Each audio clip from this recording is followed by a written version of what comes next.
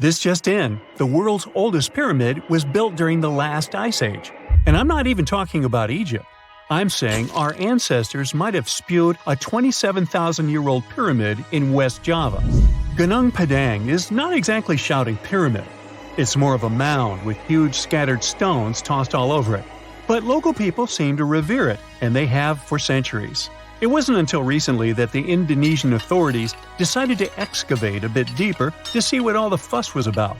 They ended up finding the remains of a human settlement. It was rather unexpected, since the mound is pretty high up. This excavation could only prove there were humans in the area as far back as 45 BCE, which sounds reasonable. It was up to an Indonesian geologist named Donny Hillman to prove that Gunung Padang is the world's first pyramid. He used all sorts of new technology to support his claim. Our guy used carbon dating, which digs deep into the earth and takes whole chunks of soil. He found layers and layers of constructions, like he was digging up Rome and finding ancient buildings buried in the ground. His research proved that there had been caverns and even rooms down there, which could only mean one thing: humans. As for the rocks located up in the mound, they were most likely strategically placed by the people who lived there back in the day. They needed a place to meditate, so they arranged things in a harmonious way.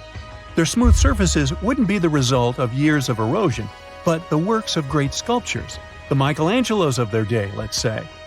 If this is all for real, then human civilizations began way before we think they did. Our ancestors, the Paleolithic humans, didn't have what it took to be considered a civilization, especially not the tools and knowledge to build pyramids.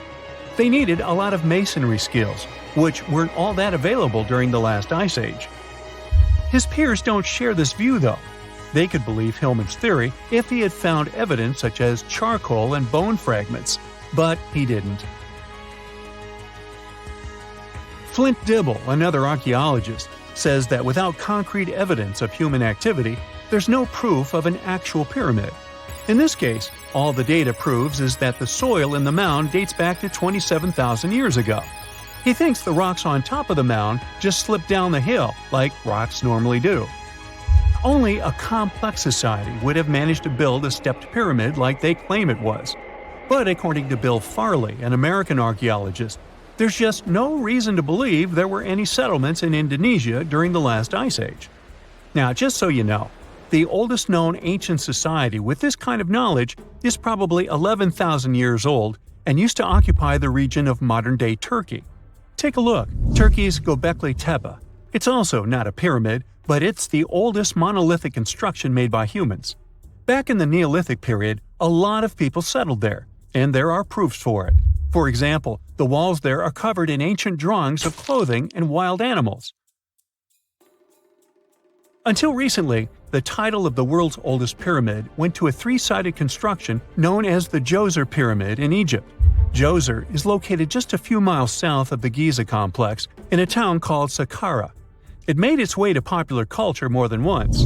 In the 18th century, it became a common feature in European paintings. Young men from the cultural elite did a grand tour around the world, and Saqqara was at the top of their list. It was also featured in the video game Assassin's Creed, with a digital representation way more accurate than many historical drawings of the thing. That was kind of a big deal in ancient Egypt, to build pyramids for kings to spend their afterlives. And if you thought the Khufu pyramid was the oldest one in the world, well, Djoser was built 70 years ahead of that time. The development of new technology has allowed archaeologists to make groundbreaking discoveries, and a new, or should I say ancient pyramid in South America might win the title in dispute. It turns out that pyramids were also pretty fashionable in the Americas in the old days. Among them are the iconic pyramids of Guatemala's Tikal Temple Complex, the same ones that appeared in Star Wars No. 4. But to find the oldest pyramid in the Americas, one would have to travel to Peru. Deep in the Peruvian desert, archaeologists stumbled upon a sprawling ancient metropolis known as Caral. At first, researchers believed that the settlement was pretty recent, since the site was way too complex for ancient technology to handle it. As we said, Caral is a desert town, like Las Vegas, but without all the hoopla. This means no easy access to water. And for cities like these to thrive, they need a considerable irrigation system, which leads us back to complex technologies. The Peruvians surprised us all with this new discovery. This site was huge, filled with an amphitheater, houses, and religious buildings. The whole thing probably sprawled through 370 acres. And when scientists went to test their initial hypothesis using radiocarbon dating, they found that the city probably sprung around 2027 BCE. On the site, archaeologists found 6 pyramids that could possibly predate the one in Saqqara.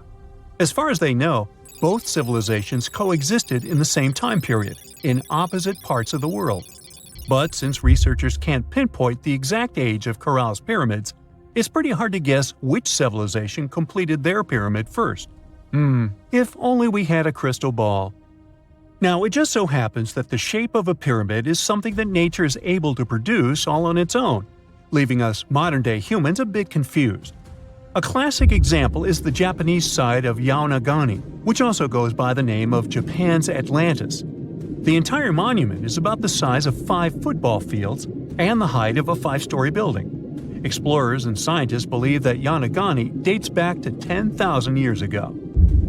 For Japan's top marine geologist, Professor Masaki Kimura, Yaonagani is the heritage of a lost civilization. Kimura has dived into exploring the ruins over 100 times over the past 10 years. To him, there are clear signs of human activity down there. Check out this triangular-shaped pool on the monument's surface. Kimura thinks it's actual proof of humans, because this triangle-shaped concave is a historical symbol of water fountains in the region. As it happens with a lot of these cases, not all scientists are convinced the same. For many, Yaonagani is probably the result of thousands of years of erosion, and the fact that the monument is composed of one massive rock leads them to believe it is not really human-made. Sure, these huge basalt columns may look like the ruins of a palace, but they're most likely the result of the intense volcanic activity in the region. And speaking of natural formations that really look like a human made it, a pyramid on Mars has been a hot topic lately. Humans have been keenly trying to prove that there is life on Mars for quite some time. But some are stretching it really far, saying that little green or gray people built a pyramid on the planet to try and build their own civilization. This picture was taken over a decade ago by the Mars Reconnaissance Orbiter, the MRO, but it started to resurface recently. It shows what looks like a 3-sided pyramid. Some people claim that the smooth side of the pyramid could only be the effect of otherworldly work. Then science comes along and explains that Mars is home to one of the deepest canyon systems in the whole solar system. The so-called pyramid is located in what is known as the Kandor-Chasma region. This Martian region has a bunch of similar formations that are nothing more than the result of erosion. Nothing supernatural going on there, apparently. Before we get into the reason why and how there are pyramids all around the world, let's talk about some of the examples. I'll start with the Pyramid of the Sun in Mexico. These folks really knew how to build a city. Their well-planned urban center spanned over 7 square miles and boasted several pyramids. But the Pyramid of the Sun is the most impressive. This giant pyramid was built way back in 100 CE and is one of the biggest structures of its kind in the whole Western Hemisphere. It's so big that it's 216 feet high above the ground. If you ever find yourself in this ancient city, you won't be able to miss the Pyramid of the Sun. It's right there on the east side of the Avenue of the Dead, the city's main north-south street. To build this incredible pyramid, around 1 million cubic yards of material were used, including a special kind of red volcanic rock called hued tezontle. Impressive, huh? We don't know too much about the people who built the Pyramid of the Sun or its purpose. But archaeologists believe there was once a temple on top of it. When explorers went below the pyramid in the 1970s, they found a bunch of cool tunnels and chambers. In 2011, they even found a secret stash of clay pots, obsidian pieces, animal bones, human figurines, and a mask. Who knows what other secrets the pyramid is hiding? If you decide to see this one, you must climb the pyramid using the 248 uneven steps on the west side. Watch your step. Sudan got some pyramids too. Nubian pyramids aren't as big as the ones in Egypt, but they still got around 200 of them. These ancient pyramids have been home to the tombs of the pharaohs of the Meroitic kingdom for almost 1,000 years, who ruled Egypt from Nubia to the Mediterranean Sea. The pyramids at Meroe were constructed using granite and reddish sandstone. Oh, and did you know that Sudan has more ancient pyramids than Egypt? The Kushite pyramids depict the indigenous architecture and burial traditions of Nubia's Napata and Meroe kingdoms, which ancient Egypt influenced. Meroe, the burial site of over 40 queens and kings, is the most extensive Nubian pyramid site. The tomb walls depict mummified royals bedecked in jewelry, their wooden caskets containing bows, quivers of arrows, and other artifacts pointing to the Meroitic relationship and trade with Egyptian and Greek civilizations. So if you're looking for some ancient tombs to explore, you may consider skipping the crowds in Egypt and heading on down to Sudan. Let's fly to Iraq to see some more pyramids. Ziggurats have fancy receding layers and tiered temples. Instead of a smooth exterior, it has tiers like a cake. Perfect for all the important work and rituals that went on inside. You can find these towering structures scattered throughout Iraq and Iran, and they're a real testament to the power and skills of the people who built them. One of the biggest and most impressive ziggurats is the ziggurat at Ur. It's basically a giant rectangular pyramid that stands a whopping 70 to 100 feet tall, with 3 levels of terraces and a temple on top. Can you imagine how many baked bricks it took to build that thing? Try 720,000 for just the lower portion. This particular ziggurat was built for Sumerian king Ur-Nammu. Similar to other ones, this pyramid has been around for thousands of years, so it got a little rough around the edges. Thankfully, the Babylonian king Nebuchadnezzar II and some archaeologists came to the rescue in the 6th and 20th centuries respectively, and now you can find this near Talil Air Base. The ziggurat at Ur was built in 2100 BCE by King Ur-Nammu for the moon deity Nana. It was the tallest building in the city, and you could see it from miles around. It was like the medieval cathedral spire of its day. People would come here to bring their agricultural surplus and get their food allotments and seek spiritual nourishment. Sadly, the Nana temple at the top of the ziggurat didn't survive, but we do have some blue glazed bricks that may have been part of its decoration. The lower parts of the ziggurat are pretty amazing though. The architects even included holes in the temple's baked exterior to let the water evaporate from its core. Since we explored some of the pyramids on our planet, let's take a broader perspective. They can be found in many parts of the world. Egypt has over 100 pyramids, double that number in Sudan, and dozens of others are scattered in the Middle East and China. The Americas have the most pyramids in total, with more pyramids than the rest of the world combined. These pyramids are located in Mexico, Guatemala, Honduras, and El Salvador. Time to know more about the evolution of pyramids through history. The oldest pyramid is in Egypt. This pyramid was a step pyramid, which was created by placing one layer of stone on top of another.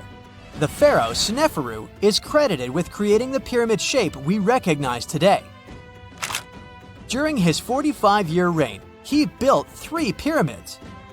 His first 2 attempts failed, but he finally got it right with the Red Pyramid, which is considered the first true pyramid. It was Sneferu's son, Khufu, who built the Great Pyramid of Giza, which was the tallest human-made structure on Earth for almost 4,000 years. Latin American pyramids are similar to early Egyptian step pyramids, but they were built independently with no knowledge of each other.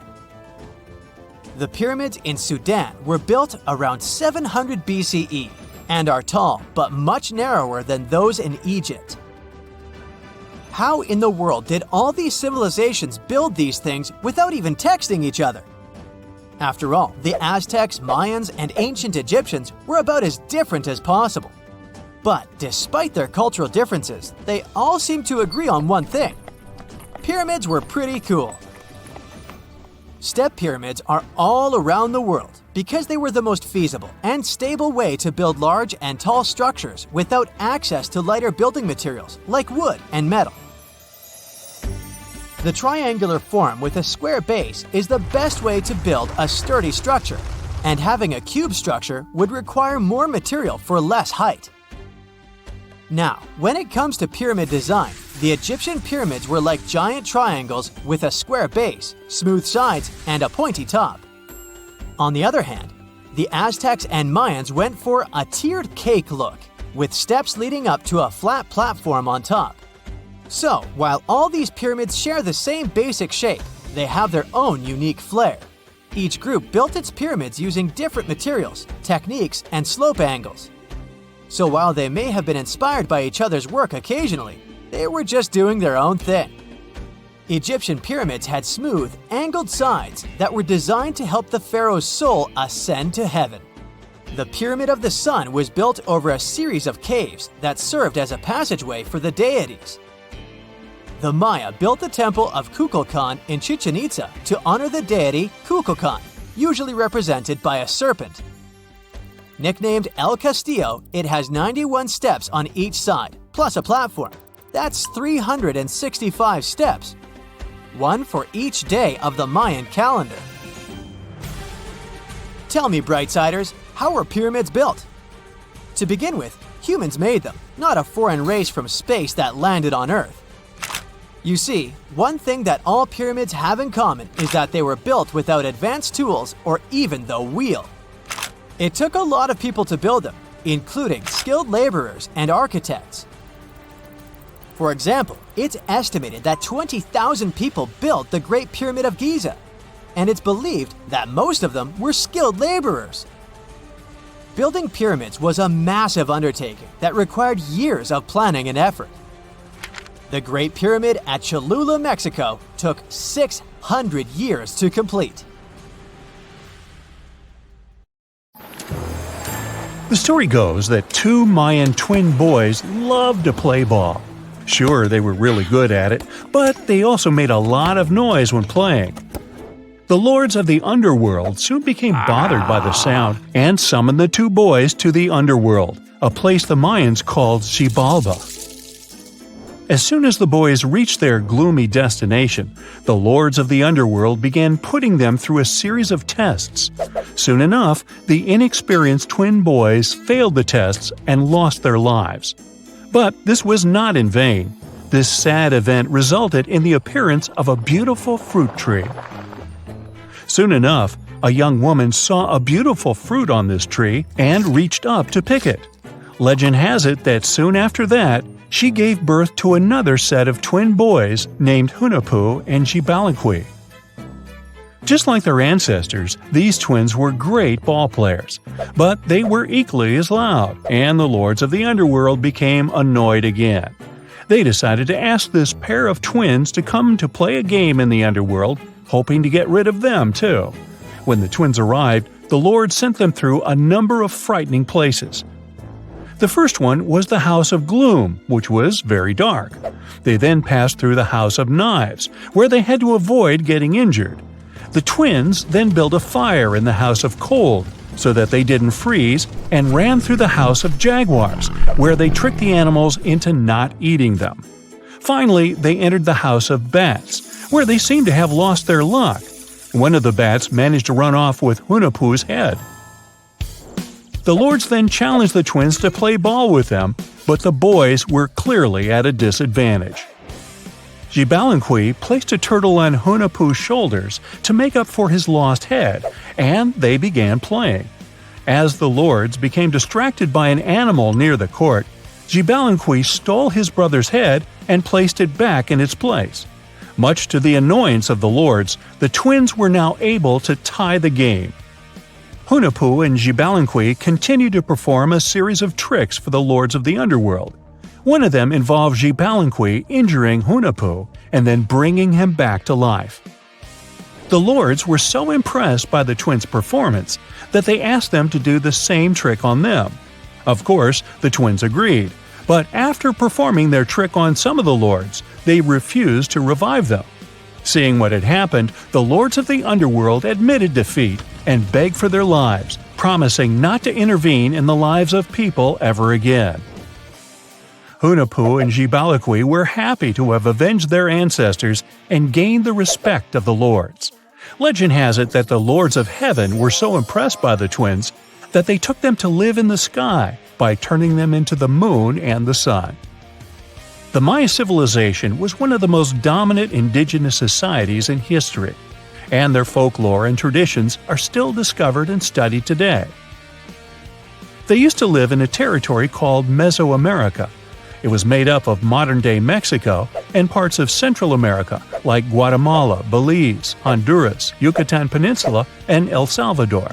They lived from 1800 to 900 BCE and up to 900 to 1500 CE.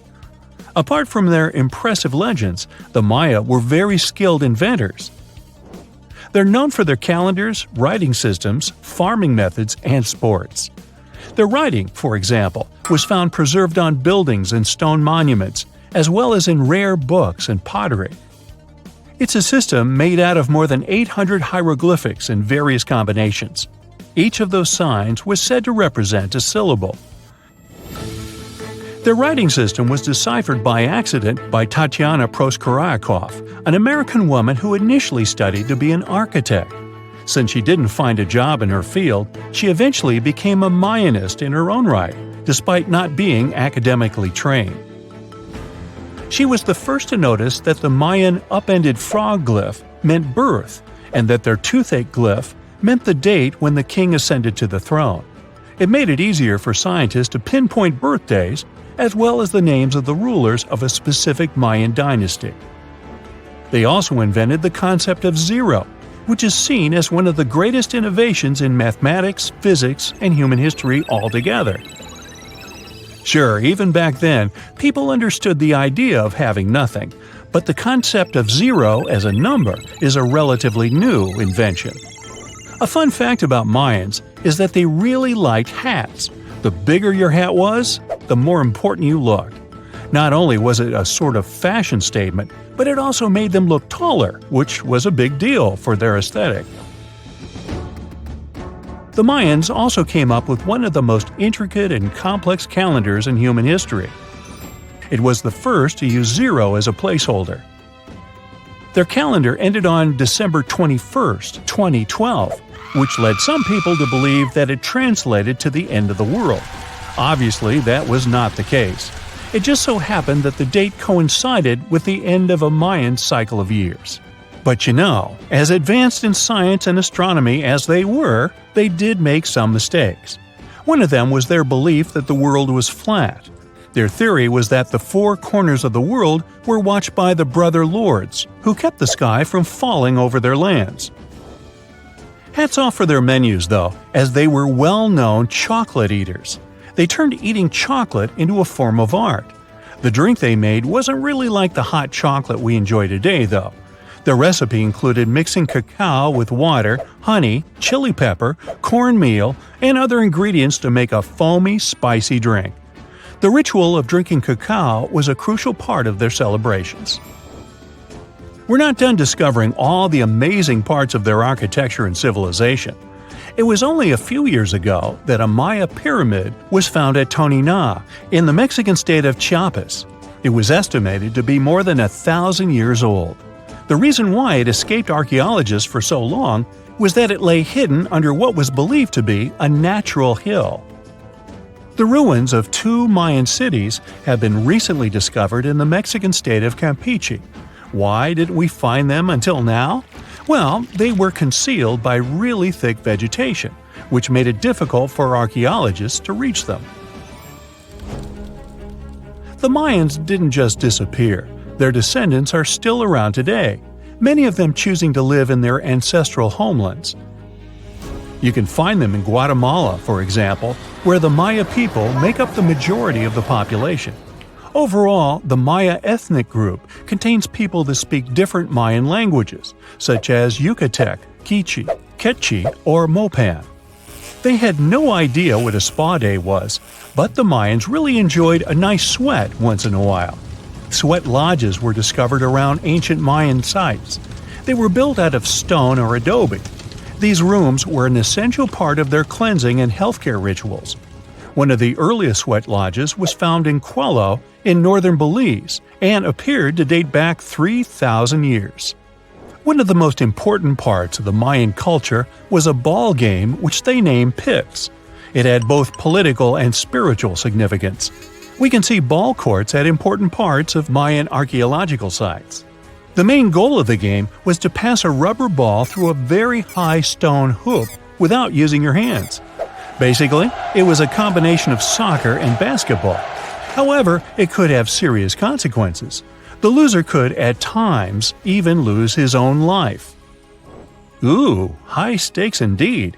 Because of this game and the need for bouncy balls, the Mayan people were some of the first cultures to use rubber.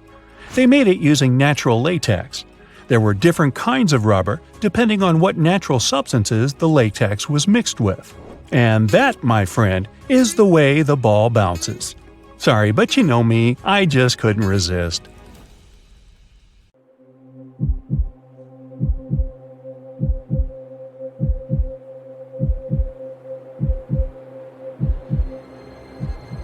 Leave it to people wandering on Google Earth to stumble upon the world's newest and weirdest places ever. Like this mysterious pyramid discovered in Antarctica. Soon enough, the internet blew up with all sorts of theories regarding this unusual shape. Could it be a sign from a different life form? Is this pyramid indeed natural, or is it man-made? For starters, it's not the first time we've discovered a pyramid in the Antarctic. The first one was observed by the British Antarctic expedition in the 1910s and kept secret for a long time. Its discovery being kept hidden only added to the mystery. A second such structure was discovered in 2016, which further increased the interest in the matter. The mystery was soon enough deciphered by scientists. These formations are just mountains. They're located near the Ellsworth Mountains, a range over 250 miles long, so they're just mountain peaks that have broken through the ice sheet. As for their particular shape, it's just a coincidence. Pyramids are found throughout nature. The Matterhorn in the Alps and Mount Ballenstinder in Iceland, for example, are quite similar in terms of shape. As for the official name of these peaks, they're called nunataks, or peaks of rock peeking through a glacier or an ice sheet. Antarctica has way more incredible features, like the fact that it's home of 60 to 90% of the world's fresh water. That's because its ice sheet is the biggest on our planet, stretching across 5.4 million square miles. I'll spare you the calculations, but that leaves only 1% of the continent ice-free. Antarctica's ice reaches 2.7 miles thick at its deepest point, meaning half the height of Mount Everest. Should it ever melt completely, our sea levels would rise to roughly 200 feet. It wasn't always this cold, though. At some point in our planet's history, Antarctica had some average temperatures as the city of Melbourne has today. It took a lot of research, but scientists figured out that Antarctica's temperatures could have reached up to 62.6 degrees Fahrenheit. Sure, that was 40 to 50 million years ago, but if you think about it, it was at the same time when dinosaurs roamed our Earth. Time is also different on this icy continent. All the lines of longitude that help us calculate different time zones merge into a single point at the South Pole. Here, there are 6 months of daylight in the summer, followed by 6 months of complete darkness during the colder season. So, scientists working here stay, on average, in the same time zone they've come from.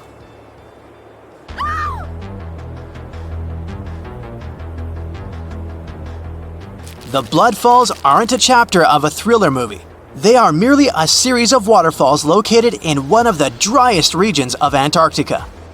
They emerge from an underground lake filled with a special type of bacteria. These little organisms use sulfates as fuel instead of sugars, which makes them very intriguing for scientists. The water contained in this lake is so full of iron that it basically just rusts when it meets air.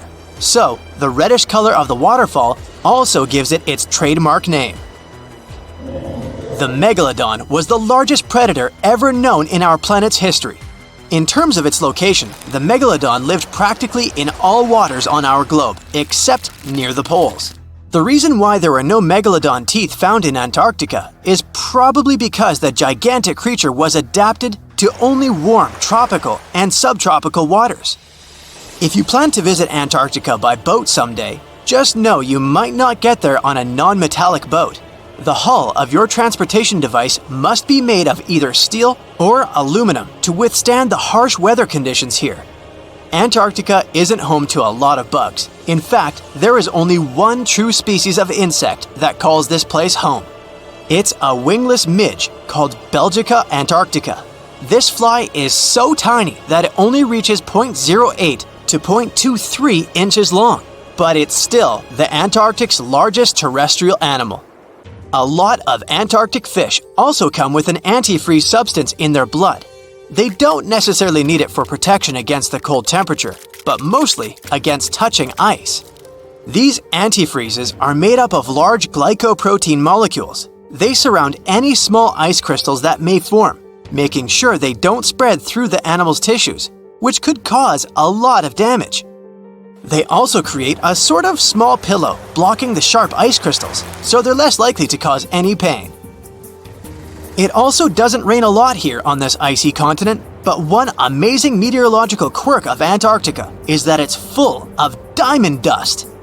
This dust is basically small ice crystals that pop out of humid air close to the Earth's surface. Think of it like an icy fog. As they flow through the air and get touched by sunlight, they begin to sparkle, making visitors here feel like they're surrounded by diamonds. It's probably the last place you'd want to go into labor, but in 1978, the first person was born here ever. Emil Marco Palma was its name, and ever since, 10 other people have been born here in Antarctica.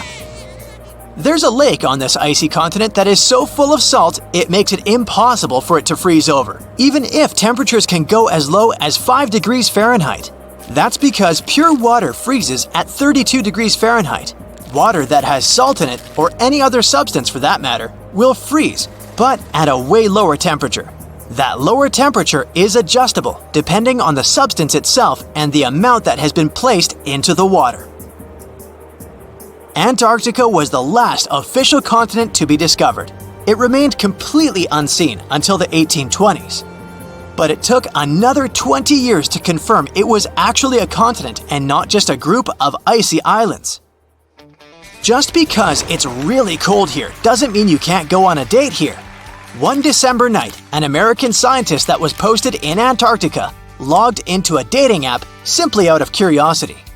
He was certain no other profiles would show up, but to his surprise, he found someone soon enough. Another researcher who was stationed just 45 minutes away, by helicopter of course. They eventually got together and went on the first date in Antarctica ever recorded.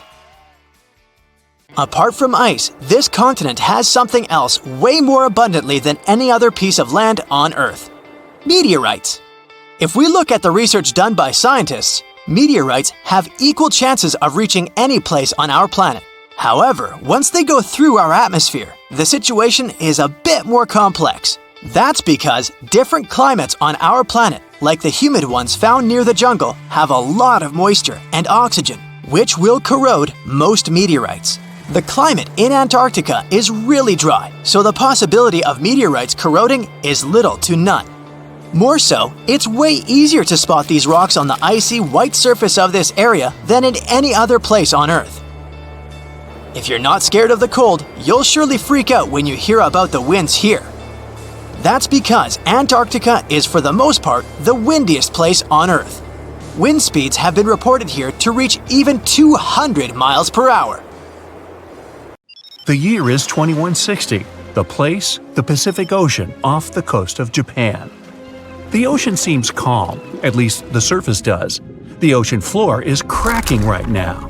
Boom! The Earth opens up, magma shoots out. The crack in the ocean floor triggers an earthquake, and a massive amount of energy shoots into the ocean. And now for gravity to get involved. It pulls the water down and makes it move faster and faster. It's a tsunami. A wave as high as a skyscraper plows toward Tokyo at 500 miles per hour. That's millions of tons of water. It would be awesome to take a picture of it, but there's no time to admire the power of nature. The tsunami's about to hit Tokyo Bay. The tsunami smashes ashore and starts attacking the largest structure on the planet, the Tokyo Pyramid Metropolis.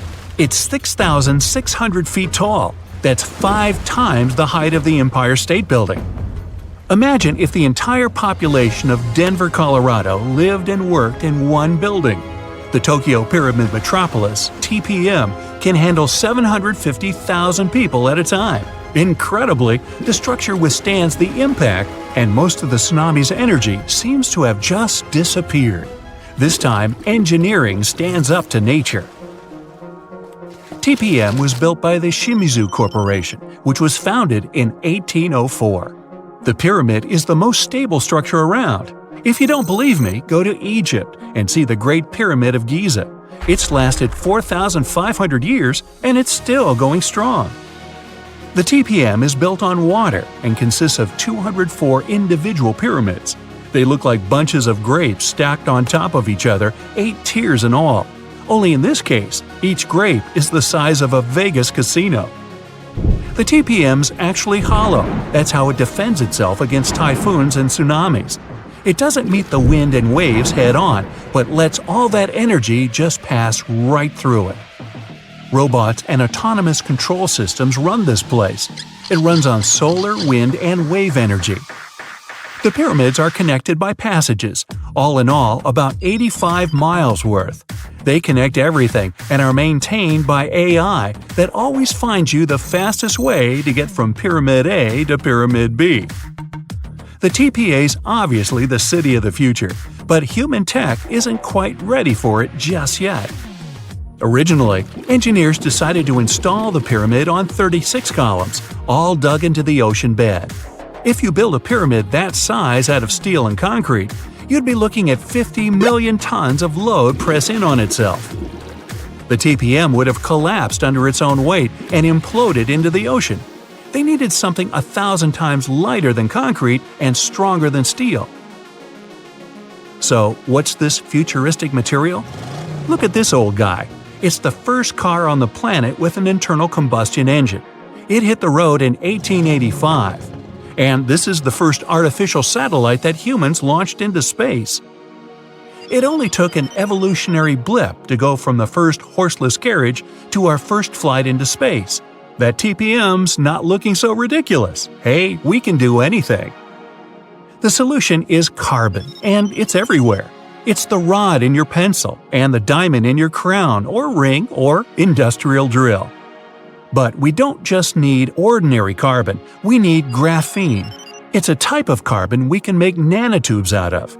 They're thinner than a human hair, but 400 times stronger than steel. And most importantly, they're light. Nanotubes aren't affected by chemicals, oxygen, or water. Perfect for the TPM. That's just a fancy way of saying the thing's not going to rust. Shimizu has plans for a power station on the moon, an underwater city, transforming the Sahara Desert into a huge oasis, and much more, but they aren't the only ones changing the planet. The Netherlands is the size of 2 New Jerseys, and about 30% of it is below sea level. To protect their country from water, the Dutch built dams, lots of them. But that's just defense. In 1986, they decided to go on offense and take back some of the land from the sea. The first dam was 19 miles long. It basically turned a bay into a lake. The second dam sealed the deal. After 42 years of work, the Netherlands got itself a whole new province larger than Los Angeles. Humans have done the same thing all over the world, like in Hong Kong, the Philippines, Italy. Hey, take that, water! What about building stuff on land that's already land? Before NASA's missions to Mars, The most expensive project in history was the construction of the interstate highway system in the United States. It took about 35 years to finish. In today's money, it cost about $530 billion. All that cash bought 46,000 miles of road. That's almost 2 times around the globe. There are over 270 million vehicles in the U.S., more than Japan, Brazil, India, and Germany combined. But in terms of sheer effort, the roads of Rome were way more impressive. Over 2,000 years before the first automobile, the Romans built a huge network of roads, 50,000 miles long. They connected Ireland with Egypt and Turkey with Spain. The roads were pretty safe, and travelers could stay in hotels, dine in cafes, or mail a letter at the nearest post office. Only about 30% of the Earth's surface is land. The world's oceans, rivers, and lakes are full of life, and it seemed like a ridiculous task to catalog everything living in there. But 2,700 scientists from 80 countries decided to team up to do it. The cost? $650 million. Those scientists spent 10 years searching for old and new species. It was one of the biggest science projects ever attempted. They even discovered about 6,000 new species of fish, squid, and algae.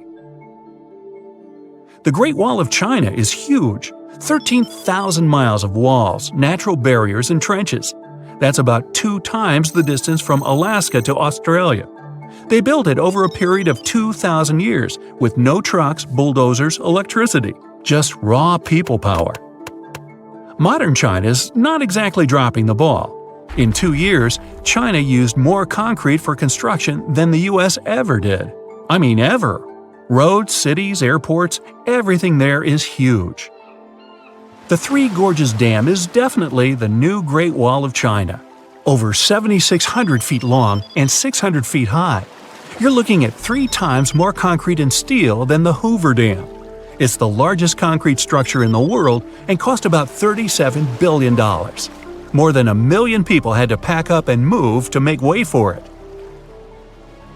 Switzerland has the longest and deepest railway tunnel on the planet. Under the snowy Alps, builders dug 35 miles of tunnels. Every day, 200 freight and passenger trains pass through it. The amount of rock they took out to make the tunnel is about the same as 5 Great Pyramids. The whole thing cost about $12 billion. Egypt's one of the oldest nations on the planet, but now they're building one of the newest cities. It's going to be about the size of Singapore and filled with 6 million lucky people. There's going to be apartments, government buildings, entertainment, even an opera house. Oh, and a park that'll make Central Park look like someone's backyard. When it's finished, it'll be Egypt's new capital. So why bother? Well, by 2050, Cairo's going to have about 40 million people in it. Looks like they'll need more than one new city. The first flights to the moon cost about $280 billion in today's money. But SpaceX isn't letting price get in its way. The company plans to build a colony on Mars with a population of 1 million by 2050.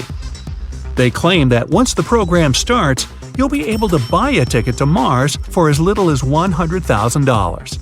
But the biggest science project ever is definitely the International Space Station. It weighs as much as 2 Boeing 747s and zooms through space at the speed of 17,500 miles per hour.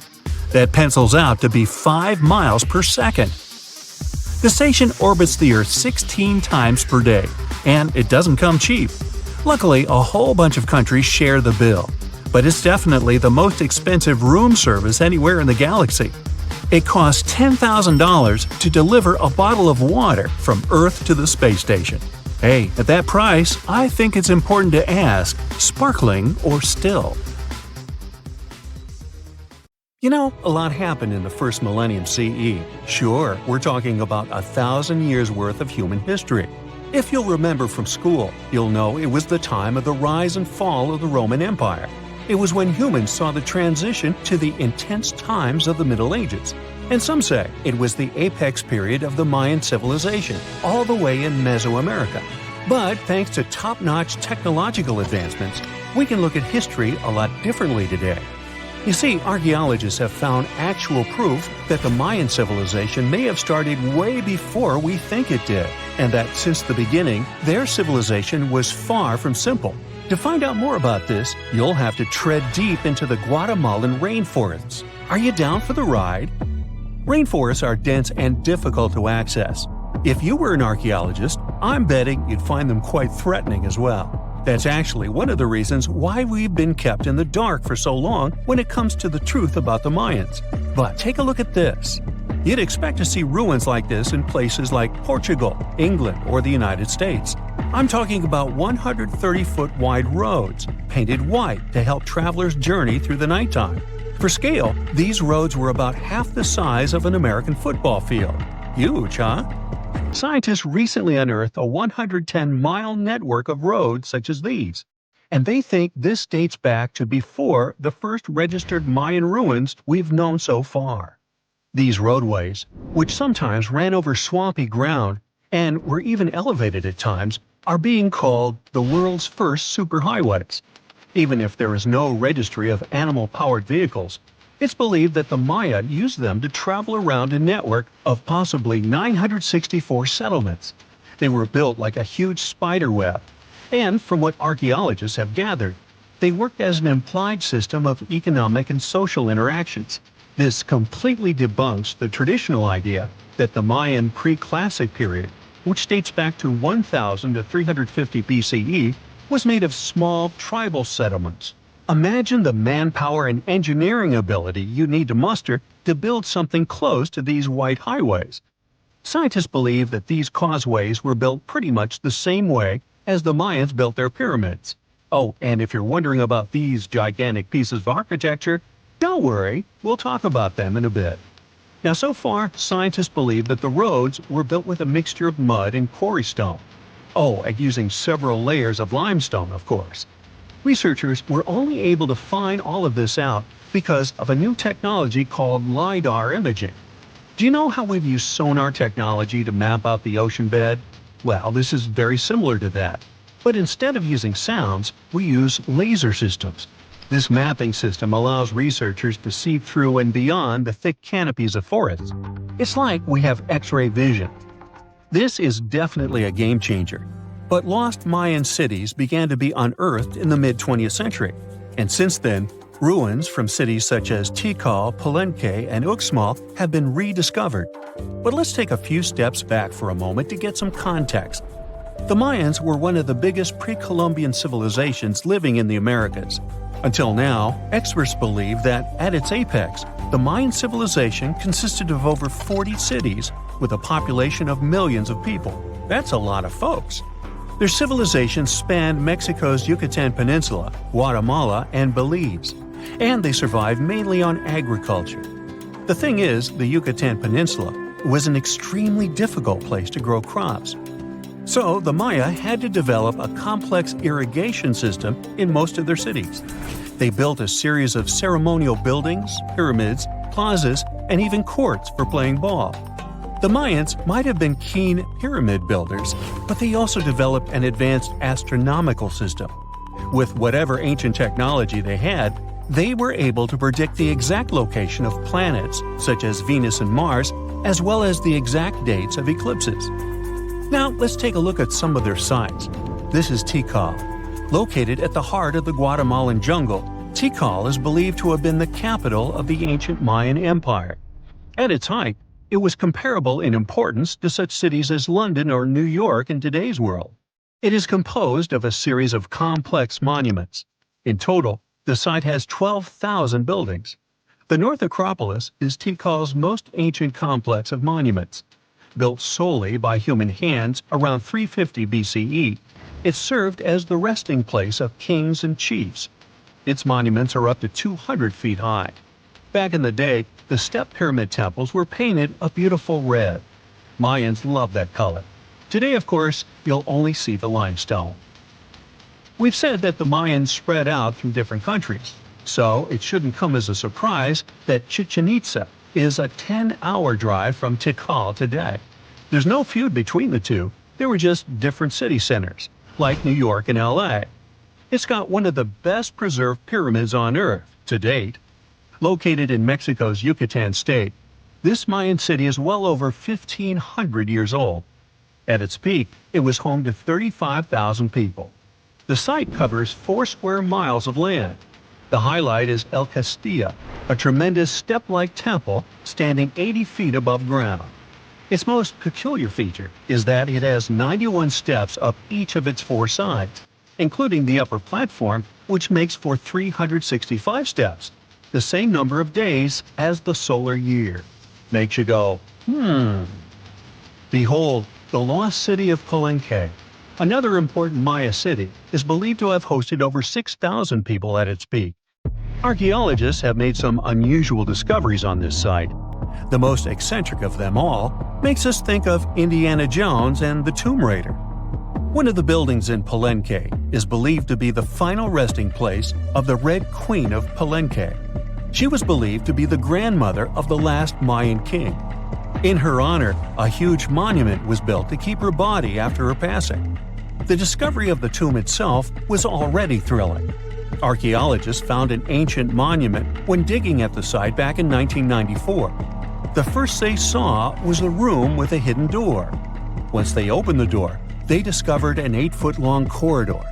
At the end of this corridor was the queen's chamber, and inside was the mummy of the queen herself. They found her to be accompanied by her pearls, jade shells, and expensive rocks.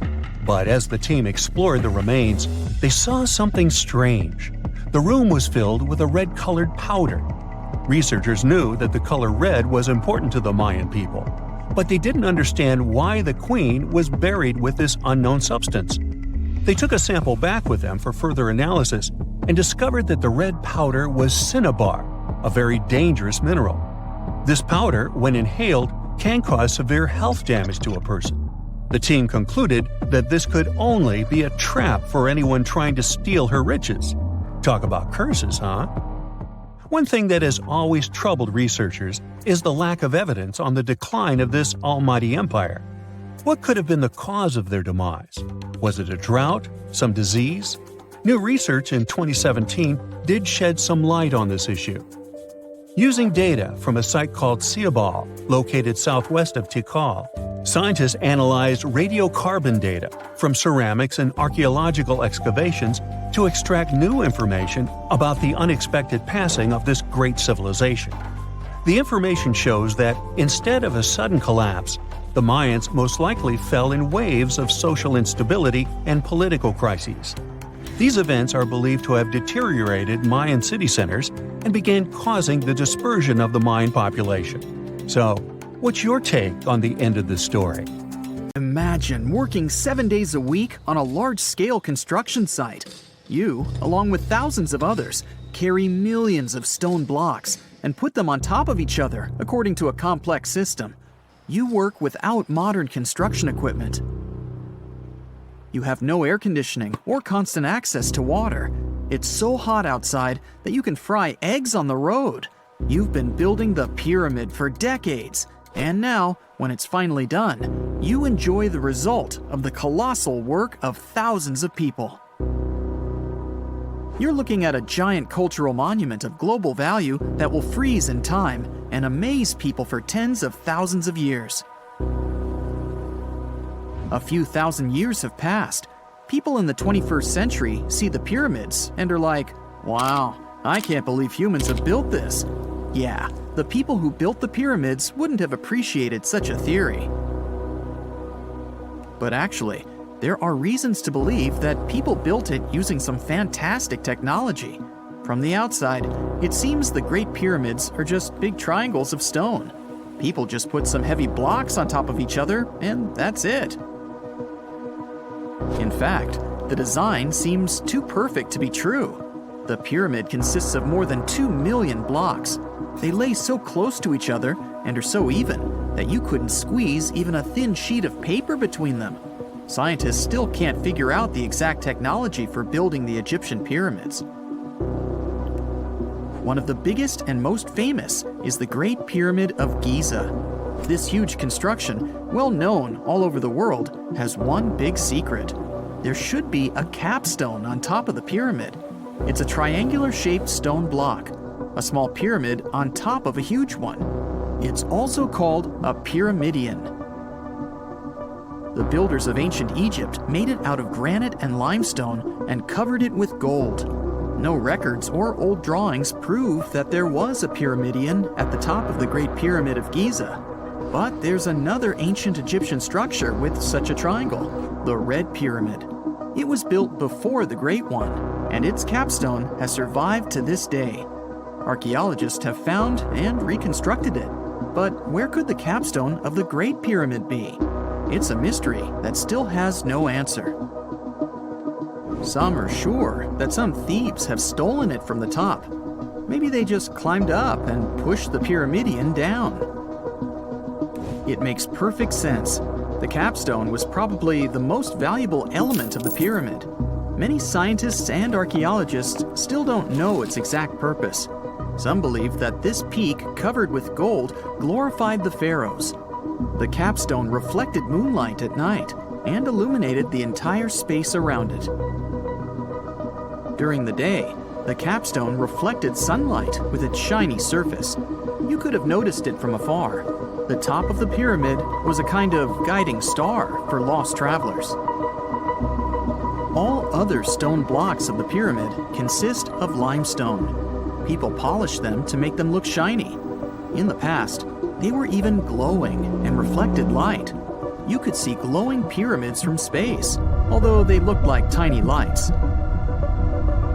Over thousands of years, winds, sandstorms, and rains have changed the pyramid's appearance.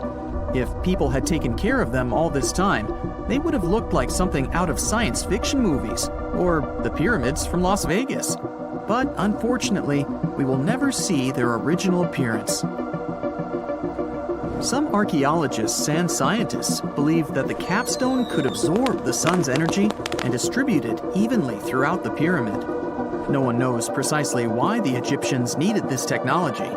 There's a theory the pyramids are ancient energy systems. The pharaohs applied this energy to use some unique technologies that were more advanced than all the achievements of the 21st century.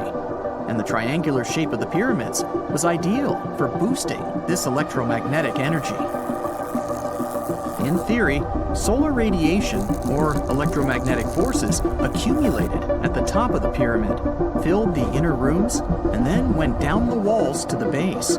Any surface distortion could prevent the flow from spreading, so they had to create a perfectly smooth surface. That's why they installed the blocks so that nobody could squeeze a needle or razor blade between them. Many people believe in this theory because they built the pyramids from limestone. This material can hold energy inside itself. In the inner part, they created granite deposits to cause air ionization, that is, to create an electric charge. They also dug channels under the pyramid for water to transmit electricity. And at the top, they put a gold capstone, the best conductor of electricity. So, this is how you get a great power generator. Different cultures used similar technologies to create electricity all over the world. But these are all theories. If it had been working, humanity would have used these technologies today. There are mentions of the metal industry, chemistry, engineering, physics, mathematics, and astronomy in some ancient records. Most scientists don't believe in all these things. We know the detailed stages of the technology's development in different cultures. In the 21st century, scientists, historians, and anthropologists can track the evolution of all modern devices. If people had created some technological inventions in ancient times, the history of the world would have looked different.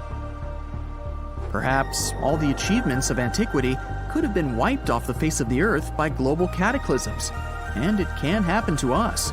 Just imagine how people would dig up a laptop in 5,000 years. Perhaps they wouldn't understand what kind of device it is. Another Egyptian wonder surrounded by mystery is the statue of the Sphinx. The Egyptians carved it out of a single massive piece of limestone about 4.5 thousand years ago. But scientists still don't know the exact date of its construction or who built it. People painted the Sphinx in different colors. so it looked much brighter and more vivid in the distant past. It was shining just like the Great Pyramids. Anyway, time hasn't only changed its appearance, but its name too. Initially, the Egyptians called it Hora-Mekhet. The Greeks renamed it the Sphinx about a few hundred years after it had been built. The Sphinx emphasized the greatness of the rulers of Egypt. It also performed a symbolic function of a watchdog guarding the tomb of the pharaoh and the paths leading to it. This version sounds realistic, since archaeologists have discovered many secret entrances at the foot of the Sphinx. Perhaps these rooms and intricate tunnels lead to underground halls with treasures. And treasures don't always mean gold and jewelry. According to legends and theories, the Sphinx guards the Hall of Records, the storage of all humankind's knowledge. The information about the ancient mythical state of Atlantis could be there. You can find many detailed maps of the internal dungeons of the Sphinx on the internet. They show structures 12 stories deep under the statue. It looks like a small city filled with gold, scrolls of knowledge, and various ancient artifacts. But don't believe all these maps. These are just theories. Several thousand years have passed, but people have very little information about it. Archaeologists know that there are still many strange and exciting things about the Sphinx that are still undiscovered. Some locals are afraid to research because they believe they can awaken something terrible from the underground depths. Therefore, it's mostly scientists from other countries who conduct the excavations. In 1998, scientists discovered strange tunnels leading to empty rooms under the Sphinx. They realized that some people tried to get there through tunnels in the past, and maybe those people took all the treasures that were there. One of the legends says that some powerful artifact lays beneath the Sphinx. Its technology can change the whole world, but the locals are hiding it because it can damage the planet. Some believe that you can find evidence of unknown technologies painted on the granite walls in the pharaoh's tombs. But most likely, these paintings and signs tell us the myths and legends of ancient Egypt. But what if Egyptian symbols and drawings are detailed instructions for using ancient technologies? What if the locals that lived at that time thought, people in the future won't be able to get energy themselves. Let's leave some detailed instructions for them. Anyway, there are many riddles and theories. In reality, the search for answers is a dangerous undertaking, since it's not easy to get into the underground halls. Excavations can ruin the structure of the entire Sphinx. Any person inside the tunnels may get lost and never be able to find their way back. Besides, it costs a lot of money. Now, what would be awesome is if people could invent some device that could scan underground areas and show their detailed models. If someone finally invents time travel and you hop on a trip to the past, you won't recognize many of the things you know and love today. The Statue of Liberty and the Egyptian pyramids, some basic gadgets like the remote control and your laptop, and even the corn you have for lunch have all changed beyond recognition. When the pyramids were originally built in ancient Egypt and Giza and other places, they didn't look sandy brown at all. All of them were covered with white limestone. If you had seen them under the hot African sun, you'd have to look away. That's how smooth and shiny they were. Builders used around 6 million tons of this material for the Great Pyramid of Giza alone. It's the largest one you can still see on your trip to Egypt. The local rules were quite a thrifty crowd, and they reused some of the casing stones for other construction projects. A massive earthquake in the 14th century has also loosened some of the stones, so you won't see a lot of limestone, but some of it is still there, on top of the Pyramid of Khafre in Giza. It looks like it has a second peak on top of the first. In ancient times, all pyramids used to have capstones called pyramidions, covered in a mix of gold and silver. Most of them have been lost over the centuries, but you can still see a few of them at museums. They show images of Egyptian deities. The pyramids were probably modeled after a sacred pointed stone, the benben. It represented the rays of the sun. Now, lifting heavy rocks wasn't so simple without the tech we have today. I guess you'll agree with me if you helped your friends move at least once, and they made you carry the couch. But those smart Egyptians of the past thought of that and chose the pyramid shape. It lets the weight distribute evenly throughout the whole thing. The Statue of Liberty has also had a major makeover since it was first unveiled in 1886. Believe it or not, it used to be a shiny brown color, just like a penny. 20 years later, it changed its color to green. It wasn't a fashion statement, but a chemical reaction. The statue is covered with hundreds of thin copper sheets. When copper reacts with air, it naturally forms a protective layer called verdigris. This layer protects what's under it from corrosion, and that's why statues and other things made of copper, brass, and bronze can last so long. When Lady Liberty first turned green, people in authority decided it would be a good idea to paint it all over. It was way before social media, so you couldn't just drop an angry comment under the post describing the idea. But they wrote about it in the local newspapers, and the public didn't love the idea. Then the Times interviewed a copper and bronze manufacturer, and he confirmed they shouldn't repaint it, because removing the protective layer would mean destroying the statue. Over the years, people have suggested painting Lady Liberty several times, but no one has ever done it. I don't know about you, but I can't imagine that lady in any other color, so I guess it's for the better. You love bananas as much as I do? Next time you enjoy a juicy soft one, remember you gotta thank selective breeding for that texture. The original wild bananas had many large, hard seeds and not so much delicious pulp. And hey, who doesn't like a sugary watermelon? It has a history of over 5,000 years, and it used to have bitter, yellowish white flesh and was really tricky to open. Selective breeding saved the day again, and watermelons got way sweeter. Japanese scientists went further and invented the seedless version. Corn's grandmother is a Mexican grass called teosinte. The kernels in this grass were small and hard to get. Farmers from many thousands of years ago saved the seeds only of those plants that were larger or tastier, or with kernels that were easier to grind. Thanks, my friends, for giving us the corn that's edible and even delicious. And just imagine, wild avocados were so small that they could easily fit in the palm of your hand. The pit in them was so large you wouldn't find much edible material inside. They also had a much harder shell than the ones we're used to. You probably wouldn't get a lot of work done without your beloved computer today, but I can't tell you exactly whom to thank for this invention. The ABC from 1942 is one of the contendants for the title of the first computer. It's short for the Atanasoff Berry computer, named after its inventors at Iowa State University. The ABC weighed over 700 pounds. Yep, yours must be way lighter than that. That big boy consisted of around 300 vacuum tubes and had a rotating drum, a little bigger than a paint can, and had small capacitors on it. A capacitor is a gadget that can store an electric charge, like a battery. The ABC could solve problems with up to 29 different variables to help scientists save some time. Like modern computers, it used binary digits, ones and zeros, to represent all numbers and data. Because of that, it was possible to do the calculations electronically. And now, my favorite part, the ABC finished one operation about every 15 seconds. Just for you to compare, it's millions of operations per second now.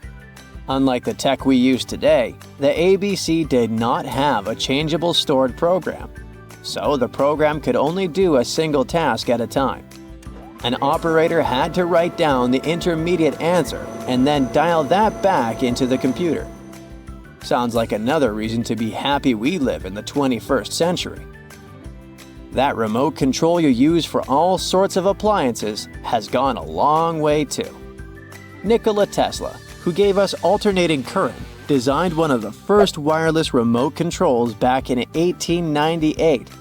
He named his invention teleautomation and demonstrated it on a miniature boat controlled by radio waves. The boat had a little metal antenna attached to it. Tesla sent signals to the boat using a box with a lever and a telegraph key, which was his version of a remote control. Those signals set electrical contacts on the boat into motion and moved the rudder and the propeller, and Tesla was controlling the boat. The concept of the remote control soon spread to other gadgets. The first television remote control followed in 1950. It was designed by the Zenith Radio Corporation, called LazyBone. Don't take it personally, please. This LazyBone had a massive cable that was attached to the TV set, and those who tried it didn't fall in love with the invention because they tripped over that cord. I feel your pain, my friends. If you live or work on one of the top floors, you gotta love this one. Meet the first passenger elevator. It traveled at the speed of 40 feet per minute. Not the fastest, I know, compared to today's record, which is 40 feet per second. But hey, it was built back in 1857 in New York and was more of a tourist attraction than a necessity. The elevator had a steam engine hidden in the basement of a 5-story building. 3 years later, they shut it down because the public didn't appreciate it. Otis Tufts filed the first patent for a vertical railway around the same time. His invention included an actual car with a bench inside for people to sit on. Sounds like a great spot to hang out with friends to me. What do you say?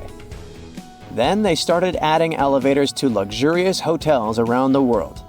They were entire rooms with a rich design, upholstered seats and mirrors on the walls, and sometimes even a small chandelier. There was an obligatory operator who'd close the door and the car would start its super slow ascent. It was still more about style than about speed, so I guess I'd choose the stairs. Ever since Plato wrote about the allegory of Atlantis, humanity has been fascinated with the possibility of the discovery of a thriving underwater civilization. Fancy joining me on a trip to a few historic underwater sites? Let's see what we can find out about ancient civilizations. The first one on our list is what is being called the underwater Stonehenge. Scientists have recently discovered a mysterious pile of cairns that stretch for miles under the shimmering waters of Lake Constance at the borders of Switzerland, Germany, and Austria. Archaeologists began to explore the site back in 2015, and they haven't been able to understand yet what it was actually used for. What they do know is that there is a 12-mile line of 170 human-made stone cairns under Lake Constance. Scientists say this was most likely the result of a combined work of several villages. The cairn site was probably used for some collective purpose. The formations are huge. Some of them are several dozen feet wide. The most amazing discovery so far is that the site dates back to around 5,500 years ago. Now, what were we humans doing back then? We were living in the prime years of the so-called Stone Age. We were beginning to make artifacts from stone and use them to hunt and eat. Can you imagine what a knife and fork might have looked like back in those days? It's no coincidence that scientists call this site the underwater Stonehenge, though. Both sites are believed to have been built around the same period of time. You see, Stonehenge dates back to around 3,100 BCE. Both sites carry the distinct characteristic of stone monuments built in a circle. Not to mention the fact that scientists also haven't figured out why on earth our early ancestors would feel the need to build a monument such as Stonehenge. Well, the mystery of Lake Constance hasn't been solved yet. Who were the Neolithic people from this area? And for what purpose did they go through such an amount of work and effort to build this huge stone site? Next, we're taking you on a tour of the Ryukyu Islands just off the coast of Japan. You're diving deep down to an archaeological site. But I should warn you, the waters of the Pacific Ocean are far from smooth. It doesn't take long before you see a huge structure, thanks to the sunlight shining down on the seabed. At first, it looks like Machu Picchu's ruins located across the globe in Peru. As you approach the site, you slowly figure out its forms. A pyramid-shaped structure, arches, staircases. It's something that could have easily been a palace or a castle. Could this be a sign of human activity? What you've just seen is known today as the Yonaguni Monument. It also goes by the name of Japan's Atlantis. The entire monument is about the size of 5 soccer fields and the height of a 5-story building. Its most surprising feature is its expanse of terraces. Explorers and scientists believe that Yonaguni might be 10,000 years old. But whether it's a human-made structure or a natural formation is still under debate. For Japan's top marine geologist, Professor Masaki Kimura, Yonaguni is the heritage of a lost civilization.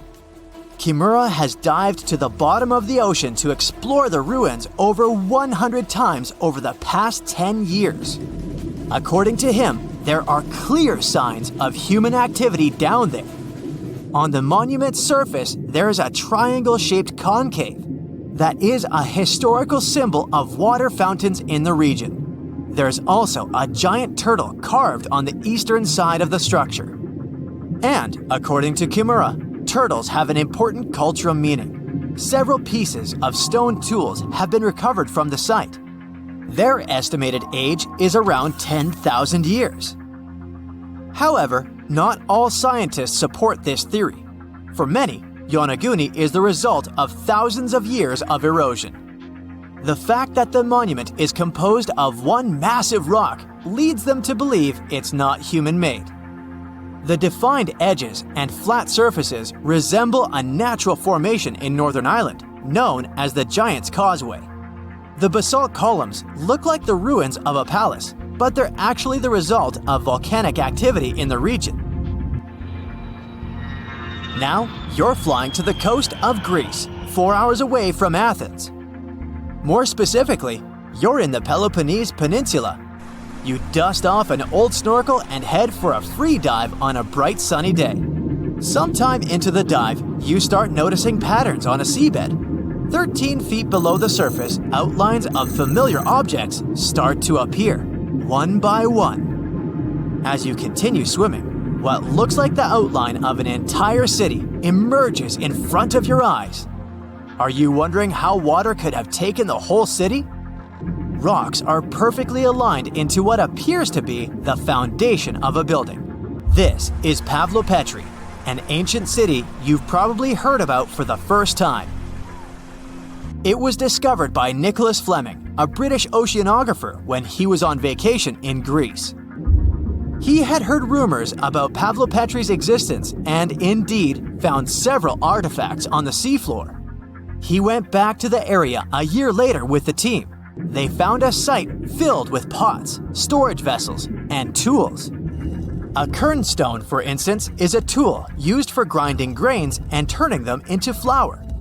Multiple amphoras indicate that this settlement dates back to the Bronze Age, 5,500 years ago, when people started living in towns. The settlement is believed to have existed for over 2,400 years. Today, Pavlopetri is considered the oldest submerged town ever discovered, and what's impressive is that it wasn't a simple village. It was a vibrant port city with stone buildings, a marketplace, streets, and even squares.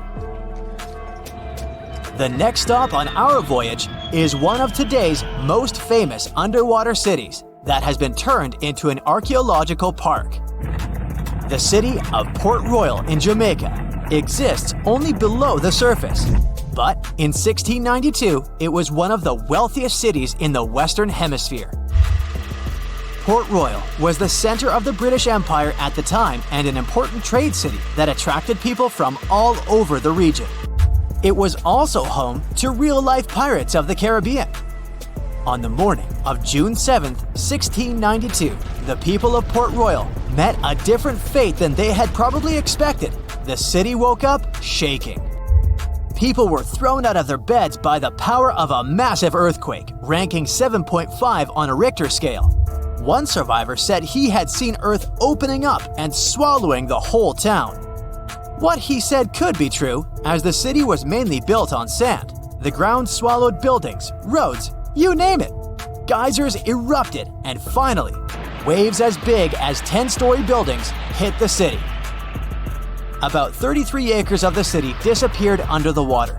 Amazingly, most of its 17th century remains are still in good condition under 40 feet of water. Archaeologists have found taverns, storage rooms, kitchens, and recreational buildings used for diverse purposes.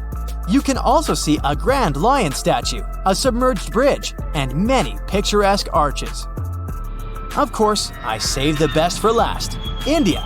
Just off its coast lies another sunken marvel.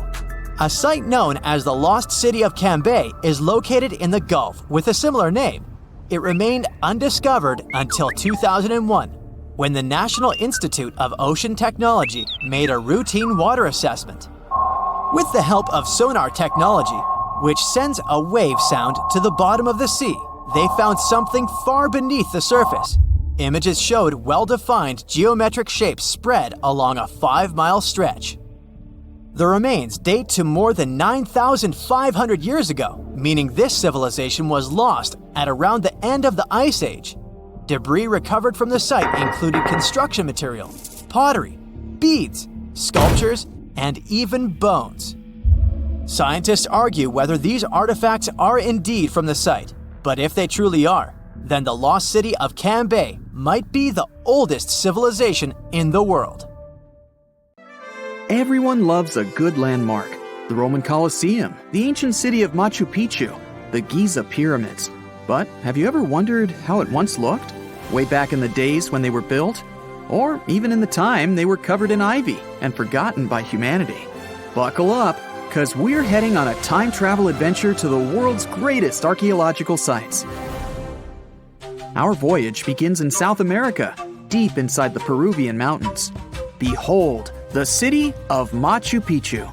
Machu Picchu is a monument to the ingenuity and power of the Inca civilization. During its prime, the Inca civilization stretched 2,500 miles along South America's coastline from modern-day Ecuador all the way down to Chile. And Machu Picchu was located at the heart and center of it. The historic site was constructed at around 7,000 feet above sea level, more or less around 1450 BCE. The gated city consisted of around 150 buildings made of stone. The Incas managed to build temples, houses, and even a complex aqueduct system to irrigate the entire town. And yes, they did all that without the help of wheels or any instrument made of iron. The housing model is somewhat similar to stone houses we see nowadays, with the difference that the Incas didn't use any cement to stick together the blocks of stone. Yet, they fit seamlessly on top of each other. Not only that, the Incas must have developed a rudimentary yet effective anti-earthquake technology, since in the event of a quake, the rocks would shake without falling out of place. If Machu Picchu had been built today, it would have cost over $70 million to finish the entire thing. The purpose of the site is still a mystery to many historians. Theories suggest that it could have been built as a ceremonial site, a safety base for the Inca people, or even a retreat for royalty. What we know for a fact is that in the 16th century, 100 years after Machu Picchu was built, its population abandoned it, with tree roots taking over the majority of the site and keeping it hidden from humankind for over 4 centuries. It wasn't until the 20th century that the world was reintroduced to Machu Picchu when a Peruvian farmer led Yale University professor Hiram Bingham III to visit the site. Since then, Bingham and many other explorers dedicated their lives and research to studying the archaeological wonder of Machu Picchu. Now, for the next stop on our time-traveling vehicle, the city of Pompeii in Italy. Pompeii has crowded our collective imagination for many years. The eruption of the Mount Vesuvius volcano in 79 AD and the destruction of an entire city is hopefully not something that will happen again. But I bet you're wondering, what did Pompeii look like on its last day? It took 18 hours for Pompeii's streets, markets, houses, and forums to be buried under millions of tons of volcanic ash. Thanks to some clever scientists, we discovered that the lava and ashes that covered Pompeii on its very last day actually helped to freeze the city in time. Different from ice, the cloud of ashes did not preserve the city intact, but as the items disintegrated over 2,000 years, they left voids under the earth. Archaeologists found that if they filled these voids with plaster, the shape of the buried city would soon reveal itself. And that's exactly what happened. Of course, it was nothing like the bustling city of 12,000 people that had existed for many years before the fateful eruption. Pompeii was a vibrant and rich municipality. The site's ruins revealed that many areas of Pompeii boasted impressive houses, some with balconies, which was a sign of great wealth at the time. And, believe it or not, even some artwork survived the eruption. Archaeologists found well-preserved frescoes and murals of mythological creatures, all indicating that members of the high society lived there. Ruins show the city even had thermal baths and showers made with luxurious materials. Oh, and apparently, the people of Pompeii had amazing teeth. Yes, archaeologists could see even that tiny level of detail from the plaster molds they recovered from underground. Still in the Italian territory, we find one of the world's biggest tourist attractions, the Roman Colosseum. It was built as an amphitheater during the reign of Emperor Vespasian, around 70 AD. It wasn't until 80 AD that Vespasian's son, Emperor Titus, inaugurated the Colosseum. The monument was something to behold, with 157-foot-tall walls, over 80 entrances, and the capacity to host 87,000 people. All social classes and groups were welcome at the Colosseum, and this partly explains why it flourished for so many centuries. During the decline of the Roman Empire, around the 6th century AD, the Colosseum started being neglected and abandoned. The monument was looted, and some of its columns and stones were used to build infrastructure elsewhere. Only 1/3 of the original Colosseum still remains, and if it's big now, imagine what it once was. Greece was home to one of the world's largest empires. At the height of this empire, literally and historically speaking, more or less 2,400 years ago, the Greeks built a citadel known as the Acropolis. The Acropolis, which is composed of historical buildings, is considered to be one of the biggest landmarks of Western civilization to date. Tourists that visit the capital city of Athens today may be faced with yellowish and broken pillars of the Parthenon standing way up high in one of the city's hills. But way back when it was built, between 447 and 432 BCE, the imposing and majestic Parthenon was purely white, as the entire monument was built with gleaming white marble. The statues inside were made of gold. The Parthenon is a 23,000 square foot temple held up by 69 marble columns. The largest blocks of marble are massive, weighing around 10 tons each. And the most surprising fact is that the marble didn't come from Athens, but from a nearby site that stood 10 miles from the Acropolis, known as Mount Pentelicon. Historians intrigued by where the primary material for building the Acropolis came from found tiny and big blocks of marble all scattered around the floor of Mount Pentelicon. There was also a paved road that the Greeks had built to carry the rocks around. But perhaps the most impacting monument of all times is located at the heart of the Middle East, outside the Egyptian city of Cairo. The pyramids are considered one of the 7 wonders of the ancient world. The Giza Pyramid Complex was built as a tomb for the pharaoh Khufu around 4,500 years ago. Between 20 to 30,000 people took part in the construction process. It's composed of 3 pyramids.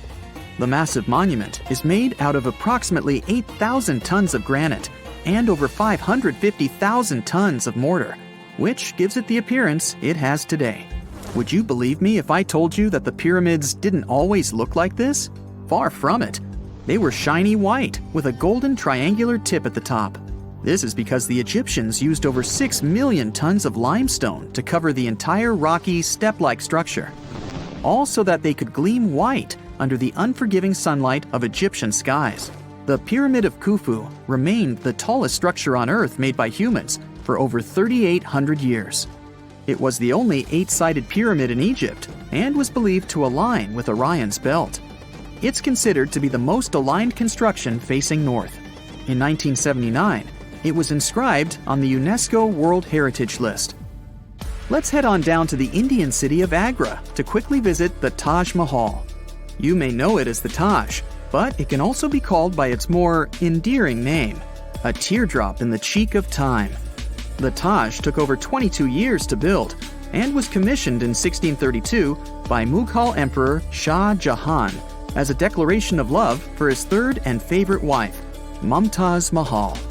It was made with ivory white marble, and amazingly, due to tight conservation, it still remains very similar to what it was when it was built. I think all this talk of landmarks got me thirsty for some traveling. What about you? Tell us in the comments below if you've ever visited some of these sites, or which interesting landmarks you'd add to this video. There's this interesting ancient site near St. Louis, Missouri, that a lot of people don't know about. It's called Cahokia, and it used to be a huge city with up to 20,000 people living there back in the 11th century. It's full of these massive earthen mounds that were built by hand, and the biggest one is still there today, at the Cahokia Mound State Historic Site. Even though we don't know everything about this civilization, researchers have been able to piece together some information from the remains they've found. For starters, they found some pretty old teeth at this site. After studying their appearance and structure, scientists suggest that a lot of different indigenous groups lived there. About a third of them came from other areas in the middle of the continent, which they figured out by studying the different levels of various substances in the teeth. And get this, the way the mounds are arranged shows that this was actually a planned-out city, not just a bunch of villages grouped together. The rulers lived on top of the mounds, while everyone else lived in other structures. It's amazing to think that they were doing things like farming, hunting, logging, pottery, and weaving, all within this one giant city. Right in the middle of Cahokia, there was this giant mound that was about 100 feet tall, and around it, there was this huge wooden fence. Inside the fence was the city center, which had a big open space called a plaza. Archaeologists think that the plaza was designed to represent the 4 cardinal directions of the world. It was like the people who built it wanted to create a place that was in harmony with the universe. The center of the city was where they held ceremonies and events, and it was such a big deal that people from outside Cahokia would come to be a part of them too. What became of this city? Hard to tell. Some people think that the reason it fell apart is that they cut down too many trees and the land got all messed up. Other scientists believe that's not true because the soil was still in pretty good shape after the city was gone. The Europeans were not even around at that time, so they couldn't have influenced the downfall of Cahokia either. There's also one theory that suggests there were fights with other communities that caused the city to collapse. These days, there are over 65 preserved mounds, and you can even climb the steps of the tallest one. The best part is that local authorities are thinking of making it a national park, so you should totally plan to visit before it gets too crowded. Mohenjo-Daro is another lost ancient city that's still surrounded by mystery. Located in modern-day Pakistan, it was a city that flourished during the Bronze Age, and it was extremely advanced for its time.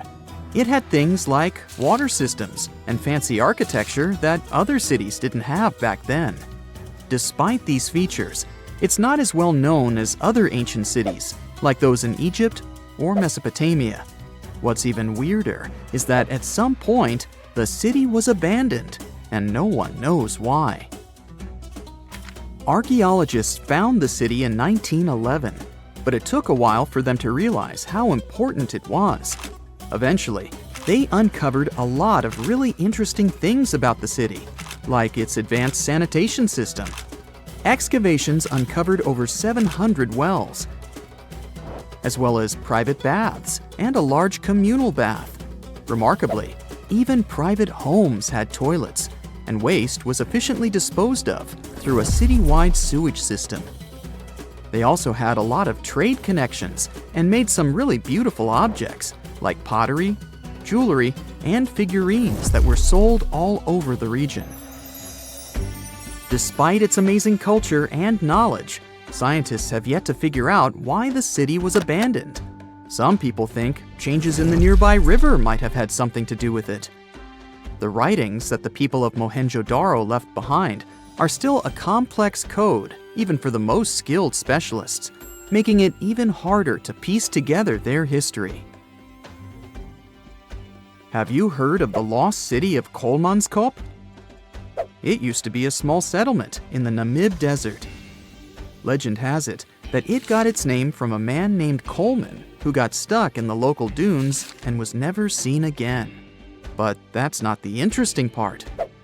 In 1908, a railway worker found a shiny stone and showed it to the chief railway foreman, who turned out to be a hobby mineralogist.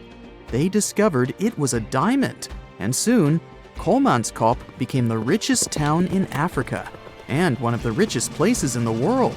It had luxurious stone houses, a school, a hospital, and even an ice factory to produce ice for fridges. The hospital had the first X-ray machine in southern Africa, which was supposedly used to check if workers were illegally swallowing diamonds. Its popularity began to decline in the late 1920s when another diamond-rich location was discovered nearby. Most of the inhabitants soon began to flee the city in search of a better life, leaving the buildings abandoned. In 1938, all machinery was taken south and the town was left to the desert. The last inhabitant left Kolmanskop between 1956 and 1960. The hot climate and low humidity have preserved the structures over time, and tourists can now visit this desert ghost town. You've surely heard about this next ancient city, Machu Picchu.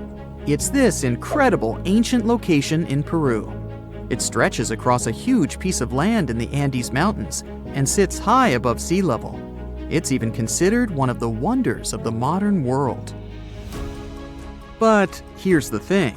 Scientists aren't exactly sure what it was used for. It could have supported up to 750 people, but there aren't a lot of human clues left behind. Some people think it was more of a spiritual or ceremonial place, while others believe it may have been like a fancy spa retreat for the nobles. The extensive terraces might mean it was used for crop testing or as a trading hub. And there's even a theory that it was used as a prison because they found a cell-like area too. It's amazing that even today, archaeologists and historians are still puzzled about how it was built. Did you know that they probably didn't even use wheels for transportation? And those massive granite rocks were somehow pushed up the steep Andean mountains, even though most of them weighed a lot. Some historians think that hundreds of people worked together to push each rock up the peak. The huge stones at Machu Picchu are also so close together that you can't see any cracks between them. It's pretty cool because it also makes the area safe during earthquakes, which is important since Peru is a shaky country. But how did the stones stay put during all those quakes? They actually move a little bit, but then they go back to their original spot, almost like they're dancing. Some people think wet wooden wedges were used to keep them in place, but that doesn't really add up, considering how big the structures are. Locals back then also seem to have built Machu Picchu without using any pack animals or iron tools. They had to sculpt and put everything together using mostly their hands. Plus, the citadel is built on a fault, so they had to move a bunch of stone and earth to make it flat. Scientists also think that the real construction is actually underground because of the deep foundations and drainage system. In fact, there's a hidden water system that was just recently discovered using 3D scanning. They didn't even use mortar to put the granite blocks together. They were so precise that you can't even fit a sheet of paper between them. One theory suggests that people that lived there used stone tools made of a harder material than the stone they were cutting. You are lost deep within the jungle in the Yucatan Peninsula in Mexico. There are strange noises all around you, and to make it worse, the sun is setting. Soon, you'll be alone in the middle of an unknown rainforest. Guess it was a pretty bad idea to come looking for El Dorado on your own, wasn't it?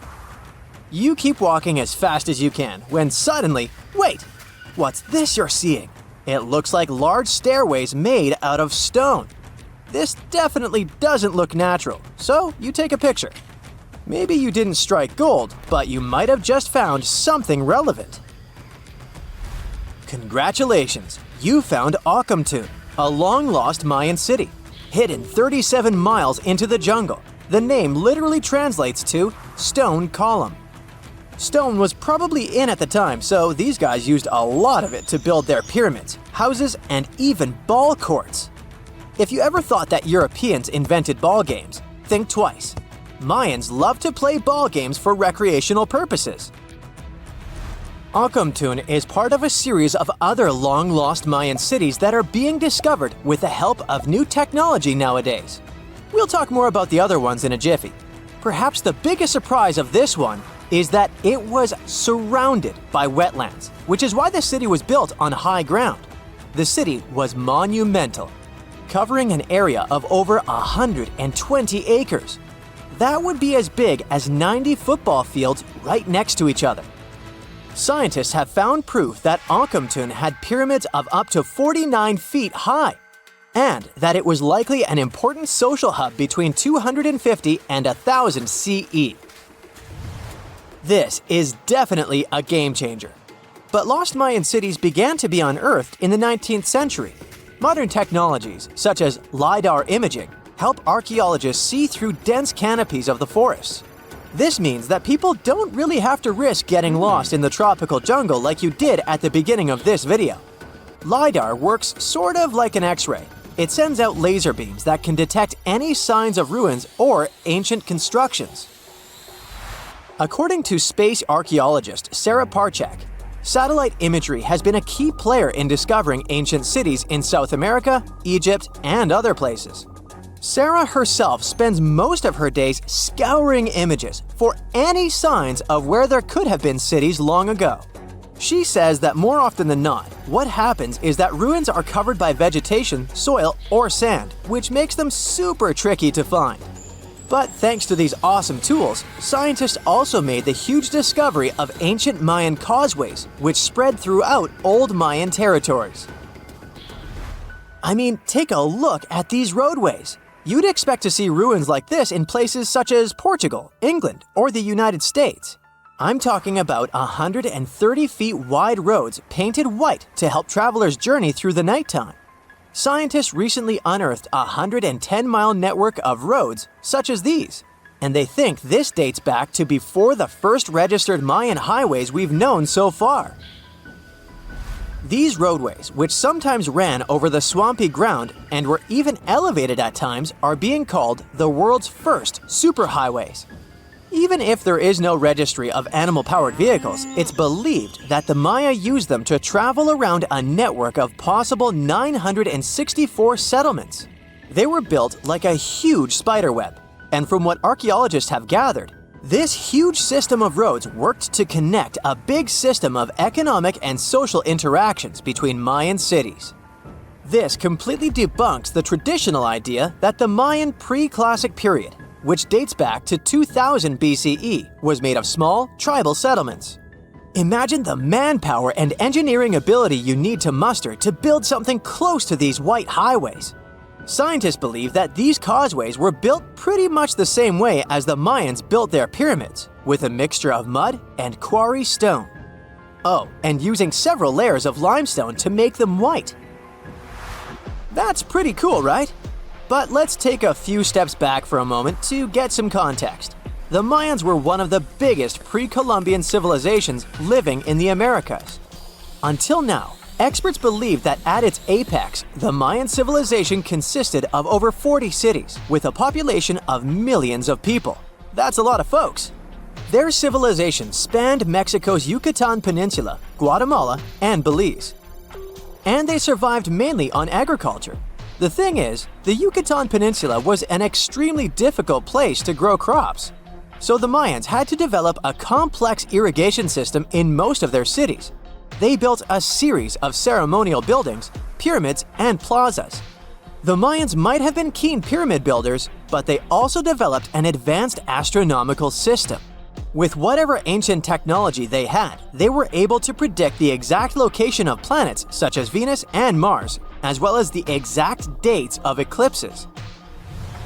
If you've ever seen examples of ancient Mayan cities, this is Tikal. Located at the heart of the Guatemalan jungle, Tikal is believed to have been the capital of the ancient Mayan conquest state. At its height, it was comparable in importance to cities such as London or New York in today's world. It's composed of a series of complex monuments. The North Acropolis is one of Tikal's most ancient complexes of monuments. Built solely by human hands around 350 BCE, it served as the resting place of kings and chiefs. Its monuments are up to 200 feet high. Back in the day, the step pyramid temples were painted a beautiful red. Mayans loved that color. Today, of course, you'll only see the limestone. Then there's Chichen Itza. It's got one of the best preserved pyramids on Earth to date. Located in Mexico's Yucatan state, this Mayan city is well over 1,500 years old. At its peak, it was home to 35,000 people. The site covers 4 square miles of land. The highlight is El Castillo, a tremendous step-like temple standing 80 feet above ground. Its most peculiar feature is that it has 91 steps up each of its 4 sides, including the upper platform, which makes for 365 steps, the same number of days as the solar year. You can see that these folks were a pretty big deal, huh? That's why nobody can really understand what happened to them. There's a big lack of evidence on the decline of this almighty empire. What could have been the cause of their demise? Was it a drought? New research in 2017 did bring some new discoveries into the mix. Using data from a site at Ceibal, located at southwest of Tikal, scientists analyzed radiocarbon data from ceramics and archaeological excavations to extract new information about the unexpected demise of this great civilization. The information shows that instead of a sudden collapse, the Mayans most likely fell in waves of social instability and political crises. These events are believed to have deteriorated Mayan city centers and began causing the dispersion of the Mayan population. It's hard to pinpoint the exact causes, though. But hey, recent discoveries are shedding a big light on humanity's past. Not only about the Mayan Empire, but about other long-lost civilizations of South America. A major recent discovery in Brazil was done using satellite imaging technology and is also shocking scientists. Some images from near the Xingu River, also in the Amazon, suggest that cities of millions of people might have existed inside the jungle, way before our modern civilization ever existed. I mean, if this doesn't shock you, I don't know what will. Satellite imagery also detected a network of trenches dating back to 200 and 1200 CE in the Bolivian Amazon forest. These proofs suggest settlements that could have supported around 60,000 people right in the middle of the Amazon forest. When researchers from the University of Florida went on ground to check the satellite information, they were shocked to find several mounds that were accompanied by ditches and geoglyphs. Archaeologists also found remnants of carefully designed walls centered around plazas, much like the type of construction done by the ancient Mayans.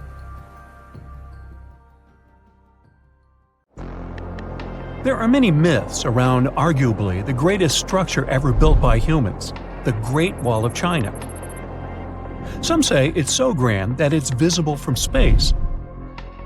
Others claim that you can see it from as far as the moon. Other theories suggest that the builders of the wall were left inside. Well, sorry to disappoint you, but all these impressive stories are just myths. But even with those stories busted, the Great Wall of China is an impressive and truly breathtaking structure. So let me tell you its true story. Today, China is one of the most populated countries in the world, counting as many as 1.4 billion residents. It's also one of the oldest nations in the world. It has 3,500 years of continuous written history. but the civilization existed long before that. There is a theory that while the European continent, for example, was most likely reached by humans from Africa, China wasn't populated by settlers that came from somewhere else. Some people believe that the Chinese civilization got formed from local Stone Age people who lived on the territory since the prehistoric period.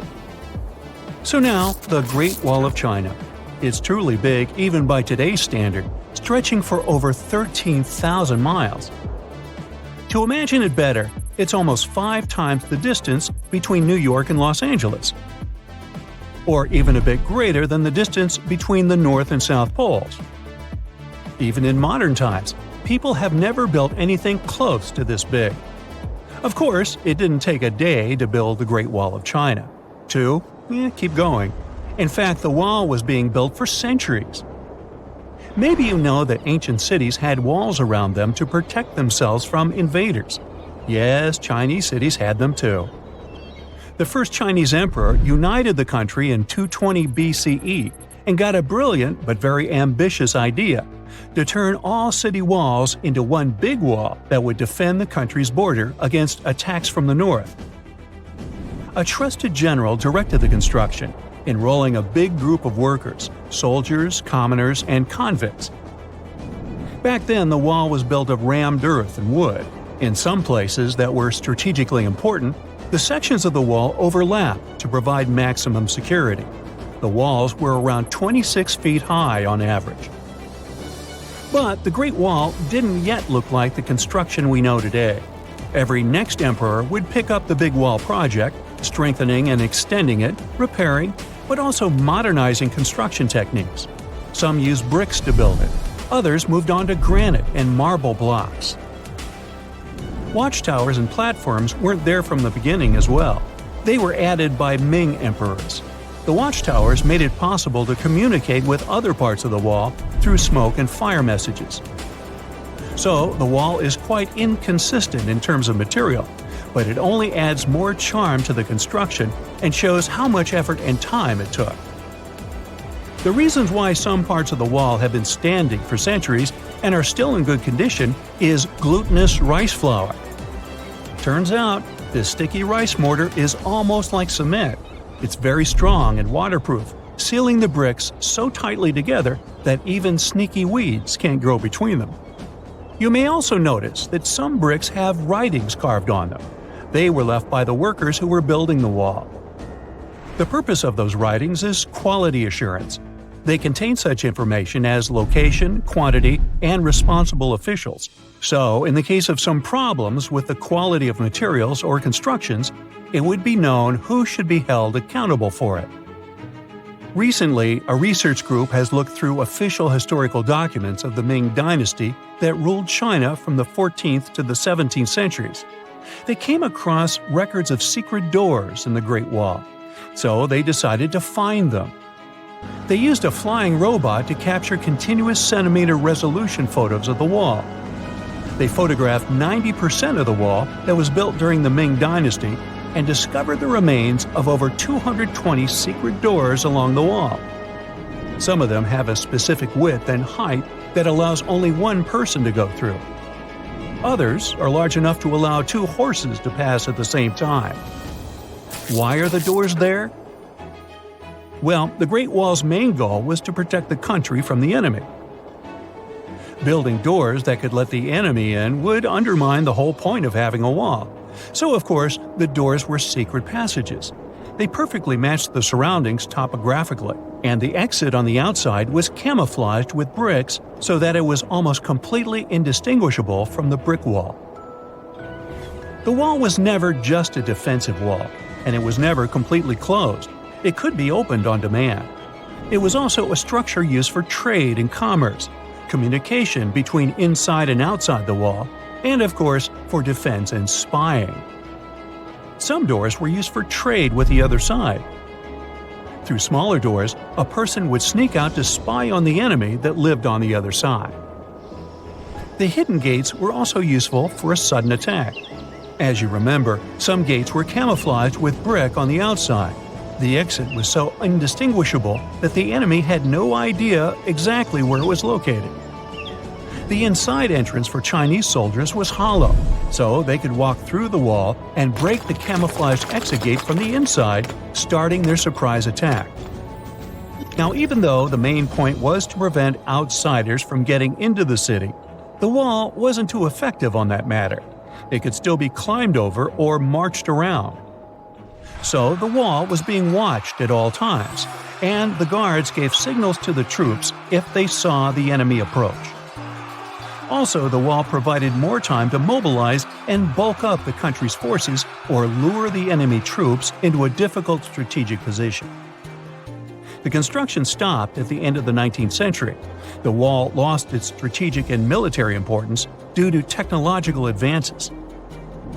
Over the centuries to today, only 8% of the Great Wall is in good condition, and the rest is damaged. Also, around 1/3 of the wall has disappeared without a trace, due to both natural erosion and human damage. I guess you could say it's now just a pretty good wall. As you remember, the first parts of the wall were built out of rammed earth and wood. These are not the most unfailing materials if we're talking about thousands of years. Also, destructive farming methods have turned large areas into a desert and contributed to erosion. Also, many bricks were taken away from the wall in the last century to be used in building farms and houses. The wall is being deconstructed stone by stone even today, but this time by tourists. Quite a few of them take a stone as a souvenir. That's a total of a lot of stones, considering that over 10 million tourists visit the Great Wall every year. Since 1987, the wall has been a UNESCO World Heritage Site, highlighting that it has an outstanding importance to humanity. The wall is one of China's 56 World Heritage Sites, second place among countries with landmarks protected by UNESCO. Who's first, you ask? Well, the top spot, with 58 World Heritage Sites, belongs to Italy. And do you know that the wall isn't only a famous tourist attraction, but also the location of the Great Wall Marathon? It's a marathon that was established in 1999 and is one of the most challenging ones in the world. You guessed right, people run along the wall, including all the steps. There are 3 distances, so that participants can run a full marathon that is 26 miles, a half marathon that's 13 miles, or just have a fun run of 5 miles. Hey, how do you feel about taking a trip back in time? We're diving into the history of the Amazon forest to unravel the mystery of its lost cities. Grab your bug spray and hop on. The Amazon forest is the world's largest rainforest. The environment there can be extremely challenging for human life. Yet, the legend goes that the Amazon has been home to sprawling settlements rich in unmeasurable wealth. Could that really be true? Or is that none other than a figment of our collective imagination? The legend of El Dorado might be the myth that started this whole thing. As European explorers began their excavations in American lands back in the 1500s, word got out of an Amazonian civilization that used to paint their leader in gold as an offering to higher powers. The legend of El Hombre Dorado, aka the Golden Man, began to quickly spread around Europe. Explorers got excited at the possibility of finding an infinite amount of gold somewhere deep within the Latin American jungle. And as you can imagine, expeditions to the continent began to multiply with each passing year. It didn't take long before explorers found this civilization. They were known as the Muisca people and were located in Colombia, near Lake Gudavia. The Muisca people had a tradition of painting their leader, aka the Zipa, from head to toe in gold. In a ceremonial gesture, the Zipa would swim into the river, spreading gold dust all over the lake. For the Muisca, this was their way of acknowledging and thanking the higher powers of the universe they believed in. When European explorers heard and witnessed this practice, they were amazed. For them, gold was used solely for commercial purposes as their main currency for trade. This made them think that the Muisca people must have stacks and stacks of gold hidden somewhere in the jungle for them to use it so abundantly. Well, that's how the legend of El Dorado was born. what was once the practice of El Hombre Dorado traveled on word of mouth until it became El Dorado, a fictional city that was most likely to hide piles of gold. The hunt for this city led Europeans to spend large amounts of money to scour the Amazon forest. Unfortunately, all of their expeditions came back empty-handed. That is, if they ever came back at all. Now, jump to the beginning of the 1900s. In England, the Royal Geographic Society, a prestigious British institution, was looking for somebody willing to travel down to Latin America to trace the border between Brazil and Bolivia. More specifically, the part of the border that is nestled deep within the Amazon rainforest. One Sir Percy Fawcett was a Latin American aficionado, and he gladly volunteered to do the job. Oh, it's important to note that the Amazon forest is virtually the size of the continental USA. It sprawls across 8 countries, including Brazil, Peru, and Bolivia. And trust me, getting around is no easy feat. The jungle is covered in dense vegetation, and in addition to that, it's home to insane predators such as anaconda snakes, panthers, crocodiles, piranhas, and so on. But despite all that, Fawcett was very successful in his mapping adventure and seemed to be wanting to come back more. Back in England, Fawcett would scour diaries from other explorers hoping to learn more about the ancient Amazonian civilizations. He would read about the Incas and the Mayans and the great empires they built. He believed that if the Incas were capable of building empires that stretched over 2 million square miles, this could mean that other Amazonian civilizations could have thrived there too. During his research, Fawcett came across a report from a 16th century explorer. The report told of a city deep within the Amazon forest that held unimaginable quantities of minerals, a town that stretched for 15 miles without any space from a house to house. This report fueled Fawcett's imagination to a new extreme. From then on, he became obsessed with finding what he called the lost city of Z. Over years, Fawcett searched the Amazon forest, usually looking for stone ruins that could possibly indicate human settlements. On his later expeditions, he focused on exploring the state of Mato Grosso in central Brazil. He would travel from Europe and into the lower region of the Xingu River. The trip to the Xingu would take him around 14 days on foot. Then, he would set sail in small wooden boats accompanied by local indigenous leaders that knew the region better than anyone. How he communicated with the indigenous population is still a mystery, since they only spoke in local dialects. Some scientists believe that this could have been the real reason why he never found the city. They believed he wasn't able to communicate what exactly he was looking for. And this was not his greatest difficulty. As we've said before, Amazon is not a kind place for its visitors.